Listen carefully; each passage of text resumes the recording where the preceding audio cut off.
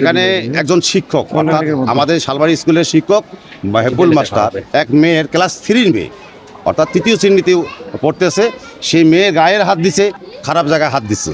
তো এই শোনার পরে মেয়ে স্কুল 3-4 দিন থেকে স্কুলে আসে না।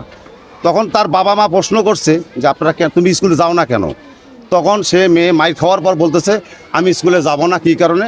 আমাদের শিক্ষক অর্থাৎ মহেবুল স্যার আমাকে এই করছে, এই করছে, এই জন্য আমি স্কুলে যাই না। এবং এটা আরও অনেক মেয়েকে করছে, তারা আসে না স্কুলে, আমিও যাব না স্কুলে।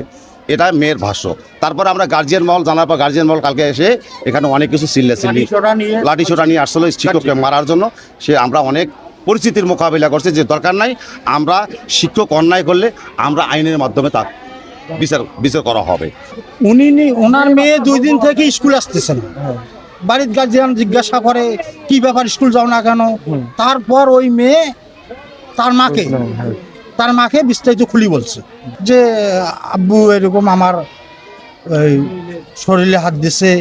এগুলো ঘটার পর এখন আবার নতুন করে কথা বাড়ি হয়ে আসতেছে যে এখানে এর আগেও আরও বাচ্চাদের সঙ্গে সে এরকম ব্যবহার করছে।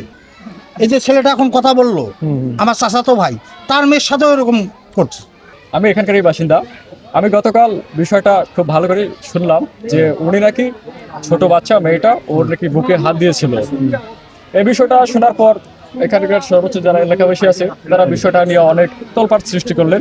তারপর আমরা ভালো করে বিষয়টা শুনলাম, তো দেখলাম যে ঘটনাটার যে নেপথ্যের যে সত্যতা, এটা শতভাগ সত্য। এবং এর পূর্বেও অন্যান্য বাচ্চাদের সঙ্গে তিনি এগুলো করে আছে। ওই শিক্ষক, ওর নাম হচ্ছে মহিবুল ইসলাম।